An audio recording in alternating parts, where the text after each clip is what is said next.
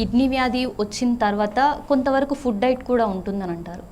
అంటే మన రెగ్యులర్ తీసుకునే ఫుడ్లో ఎలాంటి చేంజెస్ చేసుకోవాలి? కిడ్నీ జబ్బు ఉన్న వాళ్ళకి మనం ఏం చెప్తామంటే, ఆల్రెడీ జబ్బు స్టార్ట్ అయింది, జబ్బును ప్రోగ్రెస్ అవ్వకుండా ఆపుకోవాలి అంటే 4 స్టెప్స్ ఉంటాయండి. ఒకటి, డైట్ చేయాలి. డైట్లో ప్రోటీన్ తగ్గించుకోవాలి. ప్రోటీన్ అంటే మనకి మీట్ నుంచి వచ్చే ప్రోటీన్. మీట్ నుంచి వచ్చే ప్రోటీన్ అంటే నాన్ వెజ్ కానీ, చికెన్ కానీ, ఫిష్ కానీ, మటన్ కానీ ఇవి తగ్గించుకోవాలన్నమాట. స్పెషల్లీ రెడ్ మీట్ అంటాం. అంటే మటన్ కానీ ఇవి రెడ్ మీట్ కింద వస్తుంది. బీఫ్ కానీ మటన్ కానీ ఇవన్నీ రెడ్ మీట్ కింద వస్తాయి. ఇవి బాగా తగ్గించుకోవాలి. Preferable meet is white meet. Chicken కానీ ఫిష్ కానీ ఇవి తీసుకోమని చెప్తాము. అది కూడా చాలా లిమిటెడ్ క్వాంటిటీలో తీసుకోమని చెప్తాం.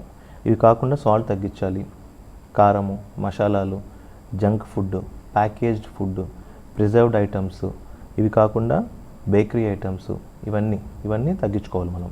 ఇది first. Second, regular medication. Third, regular checkup. 4, హెల్తీగా ఉండడం. హెల్తీగా ఉండడం అంటే ఎక్సర్సైజ్ చేయడం, ఏదో కొంత ఫిజికల్ యాక్టివిటీ ఉండడం. ఇవన్నీ చేస్తే ఈ కిడ్నీ జబ్బు ఉన్న వాళ్ళు కూడా ఎంతో కొంత ప్రోగ్రెషన్ని మనం ఆపొచ్చు.